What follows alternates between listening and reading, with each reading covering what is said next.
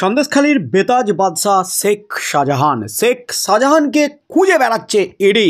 একেবারে চিরুনি তল্লাশি চলছে শেখ শাহজাহানের খোঁজে। লুক আউট নোটিশ জারি করা হয়েছে, কড়া নির্দেশ দেওয়া হয়েছে বিএসএফ এবং সমস্ত বর্ডার এলাকায়। তার সাথে সাথে বিমানবন্দরে পাঠানো হয়েছে লুক আউট নোটিশের নির্দেশিকা। শেখ শাহজাহানকে যখন খুঁজছে ইডি, শেখ শাহজাহানের খোঁজে যখন তল্লাশি চালাচ্ছে, তাণ্ডব চালাচ্ছে ইডি, ঠিক সেই মুহূর্তে অবশেষে সামনে এলো শেখ শাহজাহানের সম্পত্তির পরিমাণ। শেখ শাহজাহানের সম্পত্তির পরিমাণে কিন্তু বিরাট বিস্ফোরণ। কত কোটির মালিক শেখ শাহজাহান, অবশেষে যে তথ্য সামনে এলো তাতেই কিন্তু তুমুল শোরগোল রাজ্য রাজনীতিতে। শাহজাহানের সম্পত্তির খতিয়ান দেখে চক্ষু ছানা বড়া একেবারে ইডি আধিকারিকদের। এই মুহূর্তের সবচেয়ে বড় খবর, রেশন দুর্নীতির তদন্তে নেমে মন্ত্রীকে গ্রেপ্তারের ক্ষেত্রেও এতটা বেগ পেতে হয়নি।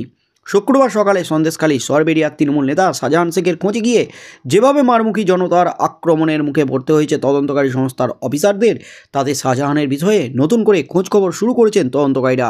কেই শাহজাহান, বাড়িতে থেকেও কেন শুক্রবার সকালে তদন্তকারীদের মুখোমুখি হলেন না তিনি? কী লুকোতে চাইছেন তৃণমূল নেতা? এই সব প্রশ্নের উত্তর খুঁজতে সন্দেশখালী 1 নম্বর তৃণমূল সভাপতি এবং জেলা পরিষদের মৎস্য কর্মাধ্যক্ষের সম্পত্তির খতিয়ানের দিকে নজর দিয়েছে তদন্তকারীরা। আর তাতেই উঠে এসেছে শাহজাহানের বিপুল সম্পত্তির হদিশ।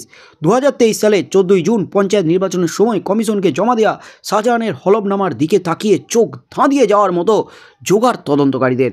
কী কী সম্পত্তি রয়েছে সন্দেশখালীর বাদশার? কমিশনকে জমা দেওয়া হলফনামায় শাহজাহান নিজেই জানিয়েছেন ব্যাংকে গচ্ছিত অর্থের পরিমাণ 1,92,12,000 টাকা। সোনার গহনা রয়েছে 2,39,00,000 টাকার। 17টি গাড়ি। কমিশনকে জমা দেওয়া তথ্য নিজেকে ব্যবসায়ী হিসেবে পরিচয় দেওয়া শাহজাহান হলফনামায় আরও জানিয়েছে 43 বিঘা জমির মালিক তিনি, যার বাজার দর প্রায় 4 কোটি টাকা। বাৎসরিক আয় 19,83,832 টাকা। সরবেরিয়ায় তাঁর পাকা বাড়ির বাজার মূল্য 1,50,00,000 টাকা। এলাকায় কান পাতলে শোনা যায় উত্তর 24 পরগনায় বাংলাদেশ সীমান্তবর্তী এলাকায় যেসব সংখ্যালঘু নেতার দাপট ছিল তাদের মধ্যে অন্যতম মজিদ মাস্টার ও বাবু মাস্টার। শেখ শাহজাহানের উত্থানও বাম জমানার শেষ দিকে। এলাকার অনেকে বলেন শেখ শাহজাহান এপার বাংলার লোকই নন, তিনি অনুপ্রবেশকারী, ওপার বাংলা থেকে এসেছেন। বামফ্রন্ট জমানার শেষ দিকে স্থানীয় বিধায়ক অনন্ত রায়ের অত্যন্ত আস্থাভাজন হয়ে উঠেছিলেন এই শেখ। তার বিরুদ্ধে কাঠ ও গরু পাচারের অভিযোগ রয়েছে, সেই সঙ্গে মানুষ পাচারের অভিযোগও রয়েছে শাহজাহানের বিরুদ্ধে। এসবের মধ্যেই তাঁর প্রতিপত্তি হয়েছিল বলে বিরোধীরা অভিযোগ করেন। 2011 সালে রাজ্যে পালা বদলের পর পরিস্থিতি বদলায়। মাথার উপরে থাকা বাম বিধায়কের ছায়া সরে যেতেই বিপাকে পড়েন শাহজাহান। তারপর 2016 সালে তৃণমূল কংগ্রেসে যোগ দেন। বাম আমলে অবশ্য শাহজাহান কোনো পদ পাননি। সূত্রের খবর, জ্যোতিপ্রিয় মল্লিক তথা বালুই শাহজাহানকে নিয়ে এসেছিলেন জোড়াফুলে। তারপর তার বদন্যতায় সাংগঠনিক পদ পান শাহজাহান। 2019-এর লোকসভা ভোটে নুসরত জাহানকে বসিরহাটে প্রার্থী করেছিল তৃণমূল। সংখ্যালঘু ভোট একত্র করে নুসরতকে জেতানোর ক্ষেত্রে একটা বড় ভূমিকা ছিল তার পুরস্কারও জোটে। পঞ্চায়েত ভোটে তৃণমূল প্রার্থী করে শেখ শাহজাহানকে। জেলা পরিষদে জিতে কর্মাধ্যক্ষ হন তিনি। তার মধ্যেই কিন্তু শেখ শাহজাহানের সম্পত্তির দিকে নজর এবার ইডির। আর 2023 সালে জমা দেওয়া হলফনামা অনুযায়ী কিন্তু একেবারে বিরাট বিস্ফোরণ।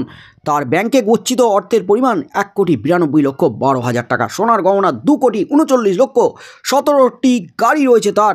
43 বিঘা জমি রয়েছে, যার বাজার দর 4 কোটি টাকা। বাৎসরিক আয় 19,83,832 টাকা। তার পাকা বাড়ির বাজার মূল্য 1,50,00,000 টাকা। চক্ষু ছানা বড়া একেবারে ইডি আধিকারিকদের। দফায় দফায় কিন্তু তল্লাশি অভিযান চালাচ্ছে ইডি। বিএসএফও কিন্তু একেবারে সতর্ক পাহারা দিচ্ছে শেখ শাহজাহানের খোঁজে। শেখ শাহজাহান কোথায় লুকিয়ে আছেন, শাহজাহানের খোঁজ কবে মেলে, সেদিকেই চোখ থাকবে গোটা রাজ্যের।